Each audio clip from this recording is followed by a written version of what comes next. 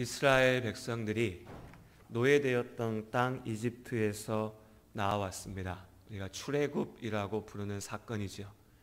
그렇게 출애굽한 이스라엘을 광야 가운데 하나님께서 먹이셨고 지키셨고 이끄셨습니다. 믿음 안에서 살아갈 수 있도록 하나님께서 그들을 붙잡으셨습니다. 그런데 그렇게 하나님의 은혜를 기적을 경험했던 이스라엘이 때로 주의 은혜를 잊고 오히려 하나님을 원망하면서 불평했습니다. 그렇게 광야에서 그들은 하나님께 등을 돌렸고 죽음의 길로 걸어갔습니다. 안타깝지만 예수 그리스도를 믿는 믿음 안에 산다라고 고백한 성도들 가운데도 마치 이 광야에서 길을 잃어버리고 헤매이다 등 돌리고 죽어간 이스라엘 사람들처럼 길을 잃고 돌아서는 이들이 있어 왔습니다. 초대교회 가운데 예수 그리스도의 십자가의 은혜가, 그 십자가의 피가 채 마르지 않은 성령의 역사심의 은혜가 그 순간에도 일어나고 있었던 초대교회 가운데서도 믿음의 길을 잠시 걷다가 주저앉은 이들이 있었습니다. 오늘 히브리서의 말씀은, 신약의 히브리서의 말씀은 바로 그들을 향한 하나님의 경고이자 위로의 말씀입니다. 그럼 왜 그들은 주저앉았는가? 왜 그들은 믿음 안에 그들의 삶을 지켜나가지 못했는가? 가장 직접적이고 실제적인 어려움은 외부로부터 오는 핍박과 박해였죠.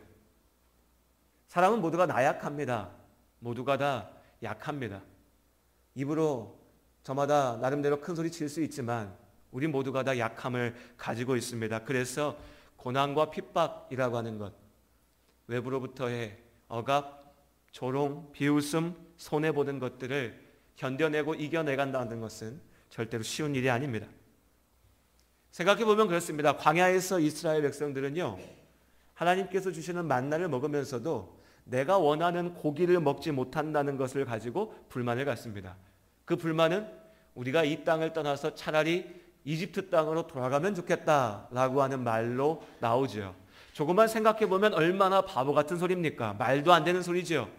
고기 좀 먹겠다라고 내 자식을 죽여도 아무 말도 하지 못했던 그 노예되었던 이집트 땅으로 돌아간다는 것이요. 하지만 사람이 그렇습니다. 당장 내 앞에 닥치는 어려움이, 괴로움이 있을 때에, 그래서 그 괴로움을 이기지 못해서 죄의 노예가 되었을 때에 사람은 언제나 스스로를 죽이는 길로 나아갔습니다. 마치 아담과 하와의 귓가에 속삭이던 뱀과 같이 믿음 안에서 주저하는 사람들의 마음 안에도 속삭이는 사단의 시험이 계속되었습니다. 예수가 아니어도 된다고. 왜 네가 이렇게 어려운 길을 가야 되냐고.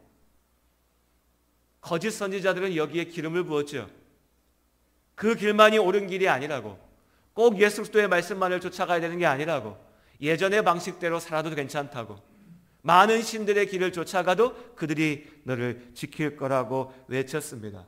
그 외침을 들은 사람들은 내가 꼭 예수 안에 살지 않아도 되겠구나. 자기 나름대로의 정당성을 찾아서 하나님을 향해서 나아가던 길을 멈추고 세상으로 되돌아갔습니다. 그렇게 예수 안에 함께했던 믿음의 가족으로 공동체를 이루었던 초대교회의 어떤 사람들이 교회를 떠나갔습니다. 떠나간 사람들은, 믿음 안에 등 돌린 사람들은 소수였지만요, 이제 그 떠나간 소수의 사람들을 바라보는 남아있는 많은 사람들 역시도 패배감에 사로잡혔습니다. 우리가 가는 길이 옳은 것인가? 저들의 말이 맞는 게 아닌가? 우리가 나누었던 사랑의 교제는 다 아무것도 아니었나? 교회라고 하는 것, 예수를 믿는 삶이라고 하는 것은 도대체 무엇일까? 오늘 히브리서의 말씀은 우리가 신약 성경의 말씀들을 쭉 보면서 제가 이것들이 편지의 글로 주어졌다는 말씀을 자주 드렸습니다. 로마서, 데살로니가 전후서, 디모데 전후서, 다 편지였지요. 그런데 오늘 히브리서의 말씀은 편지가 아니라 설교입니다. 상처받고 아파하는 성도들, 믿음 안에 무너져가는 교회를 바라보면서 하나님께서 주신 열정으로 불타고 있었던 한 설교자가 그들을 살리기 위하여서, 구하기 위하여서, 하나님의 뜻을 온전케 전하기 위하여서 외쳤던 초대교회 가운데 선포되어졌던 설교입니다. 그리고 이 설교가 오늘 우리에게도 동일하게 역사하는 것은 이 초대교회의 문제가, 아픔이 우리 가운데도 있기 때문입니다.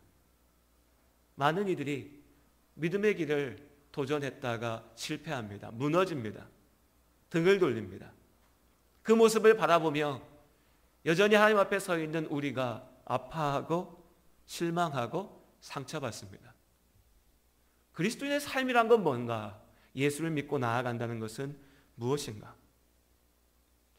사실 오늘 우리가 말하는, 오늘 교회를 떠나가는 많은 사람들이 말하는 고난이라고 하는 것은요, 앞서간 믿음의 선배들의 아픔에 비할 바가 아닙니다. 예수 믿는다고 사자굴에 집어던지지 않습니다. 예수 믿는다고 은행에서 고객으로 받아주지 않고 가게의 문을 닫으라고 하고 직장에서 쫓겨나지 않습니다. 하지만 여전히 예수를 믿지 못하겠다, 내가 더 이상 하나님 필요 없다라고 얘기하는 사람들이 이야기하는 가장 많은 이유는 고난입니다. 나름대로의 고난이지요. 예수를 믿고 살려고 하니까 손해봐야 된다, 피곤하다, 귀찮다, 내가 왜 그렇게 싫은 소리 들어야 되냐, 내 마음대로 살면 되는데, 이것이 오늘날 우리가 이야기하는 고난이죠. 고난이라고 이야기하기도 부끄럽지만 그 또한 그 사람들에게는 고난일 겁니다. 사람이 그렇지 않습니까? 다른 사람 손에 못이 박히는 것을 보면 아이고 어떡하나 하지만요, 우리 다 알잖아요. 내 손에 가시가 하나 박히면 이 가시 때문에 온 얼굴을 찌푸리고 괴로워하고 어떻게든 이것을 빨리 뽑아내고 싶은, 나의 작은 아픔이 다른 사람의 큰 아픔보다 더 심각하게 여기는 것이 사람입니다. 그러니 누군가에게는 그것도,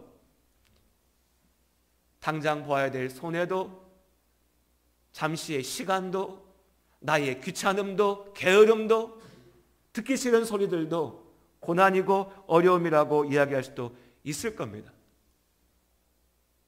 문제는 그 작은 어려움, 작은 불편함, 작은 고난 때문에 더 중요한 나의 생명을 버리게 된다는 거죠.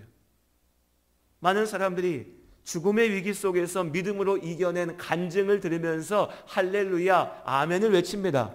여러분 그렇지 않습니까? 기독교 방송 보면서 저 사람은 저렇게 믿음으로 저 어려움을 이겨냈어. 유튜브를 보니까 이렇게 멋진 간증이 나와 이야기합니다. 그런데 그 멋진 대단한 믿음을 보면서 할렐루야를 외치던 바로 그 사람이요, 내가 정작 내 삶 속에서는 잠시의 어려움, 잠시의 불편함, 잠시의 우울한 마음, 내 감정에 사로잡혀서 하나님이 어딨냐고, 하나님 필요 없다라고 하나님을 잊어버리는 것에 너무나 쉽게 나아가 버립니다. 이것이 우리의 부끄러운 현실입니다. 어떤 사람들은요, 교회 오면서 정말 대단한 기적을 바라고 옵니다. 내가 교회 가면 당장 뭐가 해결되겠지, 내 문제가 해결되겠지, 기도하면 뭔가 그 능력으로 내가 다 고쳐지겠지. 그런데 내가 바라고 욕심냈던 그 기적이 내 눈앞에 펼쳐지지 않습니다. 내가 먹고 싶었던 고기를 먹을 수가 없어요, 광야에서. 오히려 예수 그리스도 안에서 고난이 있다라고 얘기하고 예수 그리스도 안에서 믿음으로 살아내야 된다고 얘기하니까요, 내 기대가 이루어지지 않는 그 모습 앞에 제풀에 지쳐버리고 포기해버립니다. 그렇게 등을 돌리죠. 어떤 사람들은 섣부른 연애 감정으로, 우리 젊을 때 그런 사람들이 있잖아요. 아니, 나이가 들어도 그런 분도 있는 것 같습니다. 섣부른 연애 감정으로 이 사람 보고 좋다고 했다가 저 사람 보고 좋다고 했다가 이 사람을 만났다 저 사람을 만났다 헤매고 다니는 것처럼 하나님 앞에 나와서도요, 어느 날은 너무나 뜨겁고 불타고 즐겁고 주님만이 나의 전부라고, 내가 온전히 나만이 하나님의 사람인 것처럼 그렇게 외치고 불타다가도 어느 순간 나의 그 감정이 사그라들면, 내 그 뜨거움이 식어버리면 마치 이제 하나님은 사라져 버리셨다는 듯, 마치 내가 하나님께 버림받았다는 듯이 억울함을 표현하면서 또 다른 나의 감정을 불타게 한 또 다른 것을 찾아서 떠나가 버립니다. 이것이 오늘날 우리의 안타깝고 부끄러운 모습입니다.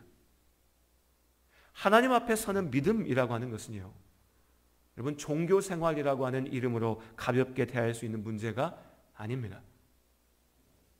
이 자리에 앉아 계시는 함께 예배하는 우리 모든 성도님들, 이 시간이 하나님 앞에 나아가는 인생의 순간들이 우리의 인생을 세우고 우리의 생명을 구하는 나의 인생의 무엇보다 소중한 자리이고 시간인 줄로 믿습니다. 히브리서 3장 말씀을 같이 한번 읽어보시죠. 히브리서 3장 10절에서 14절까지 말씀입니다. 그런 얘기를 많이 듣습니다. 대화하다 보면 문제는 각기 다르지만요, 그게 사업의 문제든 돈의 문제든 인간관계의 문제든 가정의 문제든 내 마음의 문제든 문제는 다 다르고요, 그 문제를 표현하는 방식도 다 다르지만 끝에 가서 하는 얘기가 뭐냐면 내가 어떻게 해야 될지 모르겠다. 오늘 10절 말씀이죠. 내 길을 알지 못한다. 내 길을 알지 못한다. 내가 어떻게 해야 될지 모르겠다 라고 이야기합니다. 그런데 그렇게 이야기하면서 정작 길을 찾으려고 하지는 않습니다. 계속 헤맵니다. 이전에 했던 길로 똑같이 갑니다. 그러면서 계속 얘기합니다. 나는 길을 모르겠다. 어떻게 살아야 될지 모르겠다. 왜 내 삶은 이런지 모르겠다. 그렇게 하소연을 쏟아놓고요, 또 똑같이 갑니다. 그 어리석음의 길을 반복합니다. 어리석고 끝나면 괜찮습니다. 내 몸이 좀 고생하고 말면 괜찮습니다. 그 사람 바보 같기 때문에 그런 거죠. 그런데 뭐가 진짜 문제입니까? 왜 우리가 예수 그리스도의 복음을 들고 나가서 전하려고 그 열심을 다합니까? 11절에 하나님께서 말씀하십니다. 내가 노하여 맹세한 바와 같이 그들은 내 안식에 들어오지 못하리라. 광야에서 하나님의 그 은혜를 직접 경험하고도 보고도 듣고도 나는 내 길을 알지 못합니다. 나는 어떻게 가야 될지 모릅니다. 나는 어떻게 살아야 될지 모릅니다 라고만 되뇌었던 그들은 거기서 죽는 겁니다. 하나님의 안식 가운데, 참된 생명 가운데, 참된 평안 가운데 설 수가 없는 겁니다. 그것이 믿음 앞에 서지 못하는 자들의 끝인 겁니다. 12절부터 14절까지 말씀을 한 절씩 읽겠습니다. 형제들아, 너희는 삼가 혹 너희 중에 누가 믿지 아니하는 악한 마음을 품고 살아계신 하나님에게서 떨어질까 조심할 것이요. 누구만의 얘기가 아닙니다. 어떤 사람의 얘기가 아닙니다. 우리의 얘기죠. 누구든지 죄의 유혹으로 완고하게 되지 않도록 하라. 반대로 얘기하면요, 누구든지 죄의 유혹 가운데 무너져서 이 어리석은 죽음의 길로 떨어질 수 있다는 겁니다. 남을 손가락질하면서 할 얘기가 아니라 내가 아버지 앞에 서서 고백해야 될 모습인 겁니다. 14절 말씀을 우리 함께 읽겠습니다. 우리가 시작할 때에 확신한 것을 끝까지 견고히 잡고 있으면 그리스도와 함께 참여한 자가 되리라. 아멘. 우리 성경을 한 구절 더 읽죠. 히브리서 6장 5절과 8절의 말씀입니다.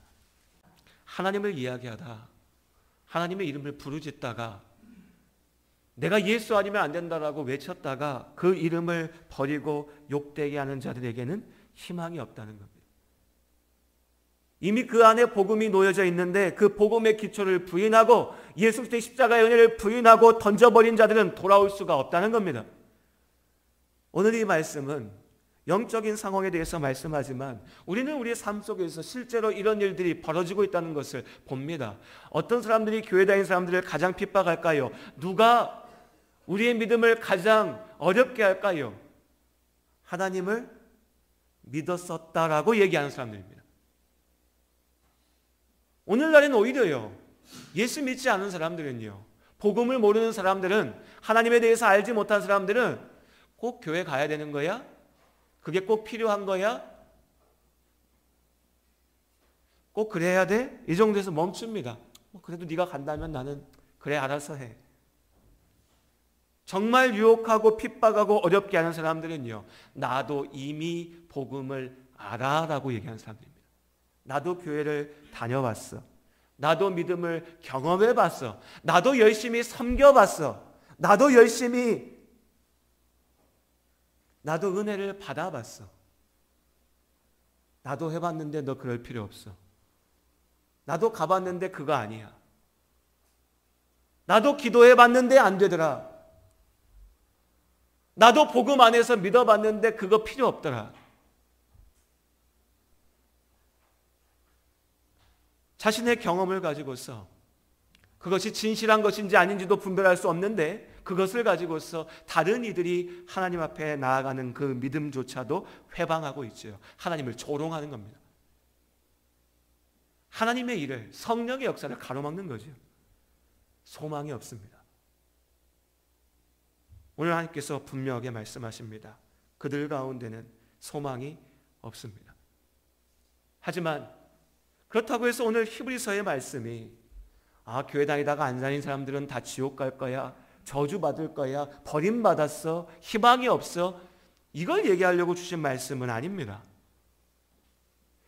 예수 그리스도의 복음을 가지고서 믿음의 사람들을 회방하고 가로막고 하나님의 이름을 욕되게 하는 자들에게 주시는 분명한 말씀이지만 이 말씀의 목적은요, 정죄하기 위함을 넘어서 지금 잠시 나태하여져서 게을러서 주저앉고 있는 자들을, 지금 잠들어서 아버지 앞에 깨어있지 못한 자들을 깨우고, 주저앉는 자들을 일으켜 세우고 하나님 앞에 살리기 위함입니다. 간절하게 외치는 겁니다. 끝끝내 가서 아버지의 말씀 앞에 회방하는 자가 되면 죽을 텐데 그러지 말고 돌아오라는 겁니다. 믿음 앞에 서야 되는 겁니다. 잠들지 말고 깨어있으라는 거죠. 이 외침 속에서 히브리서의 말씀들이 우리 가운데 주어지는 겁니다. 하나하나의 말씀들이 다 우리가 마음에 새겨야 되고 기억해야 될 말씀들이지만 제가 오늘 히브리서의 말씀을 두 가지만 정리해서 구체적으로 권면드리고자 합니다. 한 가지는요, 히브리서 13장 17절의 말씀입니다. 너희를 인도하는 자들에게 순종하고 복종하라. 너희를 인도하는 자들 목사입니다. 근데 순종하고 복종하라 이러면 괜히 요즘 세대 풍조가 그렇죠. 괜히 거부감 드신 분들이 있습니다. 목사가 왜 나한테 복종하라고 그래? 제가 이 말을 좀 바꿔서 직접적으로 말씀드리겠습니다. 우리 성도님들, 목사와 함께하는 시간을 가지시기를 주님의 이름으로 권면드립니다. 13장 17절의 말씀을 그렇게 바꿔서 얘기할 수 있을 것 같아요. 목사와 함께하는 시간을 가지라. 목사와 함께하는 시간을 기뻐하라. 사모하라. 즐거워하라. 교회 다닌다고 하지만 정작 하나님의 말씀 안에 기초한 믿음 안에 사는 게 아니라 내가 만들어낸 복음, 내가 여기서 듣고 저기서 듣고 내가 원래 가지고 있었던 생각을 뒤섞여 가지고 만들어낸 내 복음, 내 복음에 의지해서 살아가는 사람들이 많이 있습니다. 겉으로는 드러나지 않습니다. 주일 와서 예배드리고요, 아멘 할렐루야를 외치고 교제하고 하나님의 일에 참여하는 것으로 그렇게 살면요, 겉으로는 보이지가 않습니다. 어쩌면 스스로도 알지 못하실 겁니다. 우리 성도님들 가운데서도 그러실 겁니다.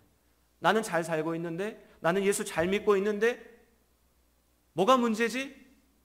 안 보입니다. 그 문제가 드러날 때는 언제냐면요, 그 문제를 보고 짚을 수 있는 사람, 목회자와의 깊은 대화 속에서 나의 믿음의 본질이 나오는 겁니다. 그래서 여러분, 목사와 함께하는 시간, 목사와 대화하는 시간, 그 시간을 가지시기를 권면드리는 겁니다.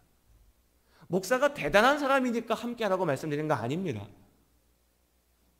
목사가 막 능력이 충만해서 함께만 있어도 하나님의 역사가 일어나니까 함께하라고 그렇게 말씀드릴 수 있으면 참 감사하겠지만 저렇게 대단한 사람이 아닙니다.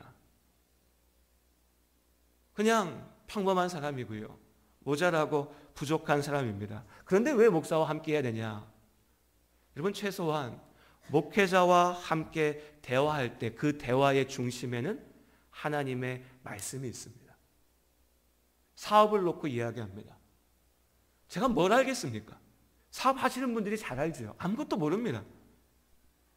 하지만 나의 사업을 놓고 목회자와 얘기할 때 목사는요, 저는 항상 하나님께서 보실 때 무엇이 옳은 길일까를 고민하고 기도하면서 대화하는 겁니다. 여러분 스스로의 삶을 한번 돌아보십시오. 한 주를 살면서 많은 사람들과 이야기하시죠. 그 중에 얼마나 하나님의 말씀을 중심에 놓고 대화하십니까? 별로 없습니다. 그냥 내 생각대로, 내 살던 대로, 내 바람대로 얘기하고 살죠. 거기서 끝납니다. 교회 안에서도 마찬가지입니다. 그러니 목사와 함께 하자는 겁니다. 하나님 안에서 한번 대화해 보자는 겁니다. 하나님의 말씀을 중심에 놓고 내 삶을 살펴보자는 겁니다. 그때 내 삶을 온전하게 바라볼 수가 있는 겁니다. 그때 내 믿음의 상태를 온전하게 파악할 수가 있는 겁니다. 그때 내가 나아갈 길을 하나님의 말씀 앞에서 찾아낼 수가 있는 겁니다. 그것이 오늘 히브리서 13장의 권면인 겁니다. 너희를 인도하는 자들에게 순종하라. 인간적인 주장이나 생각이나 말을 쫓아가라는 것이 아니라 하나님의 말씀, 그 가르침 가운데에서 순종하고 그 길을 쫓아서 너희의 길을 찾아가라는 것이죠. 믿음 앞에 온전히 서지 못하는 분들은 이걸 못합니다. 이걸 못해요. 목사와 함께 이야기하지 않습니다. 목사와 이야기하면서도요, 나를 감추는 것에 급급합니다. 결국 내 생각대로만 신앙생활도 합니다. 그러니 언젠가는 내 생각대로 하나님 앞에서도 등을 돌려버리는 거지. 정말 주님 안에서 간곡히 우리 성도님들 권면드립니다.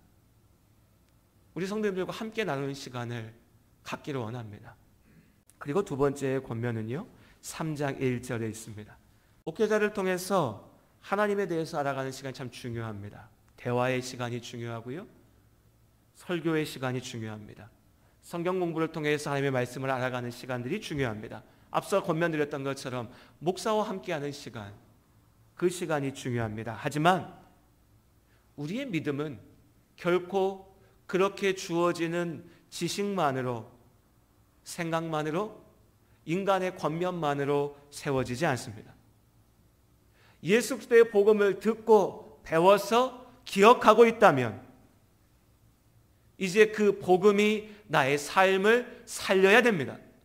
그 복음으로 나의 삶이 새롭게 세워져야 되죠. 그것은 머리로 되는 일이 아닙니다.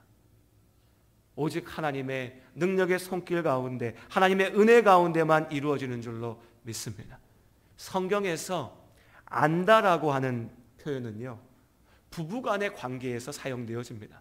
내가 뭘 알아 라고 하는 말이요, 부부가 서로 안다라고 할 때 그 알을 이야기한다는 거죠. 그러니까 예수를 알고 믿는다는 것은 예수에 대해서 기록해 놓은 여러 가지 책을 읽고 내가 알게 됐어. 예수에 대해서 설명하는 좋은 강의를, 설교를 듣고 내가 이제 알게 됐어. 내가 머리로 알아 라고 하는 이 말에서 그치는 것이 아니라는 겁니다. 그건 성경에서 이야기하는 아는 것이 아닙니다.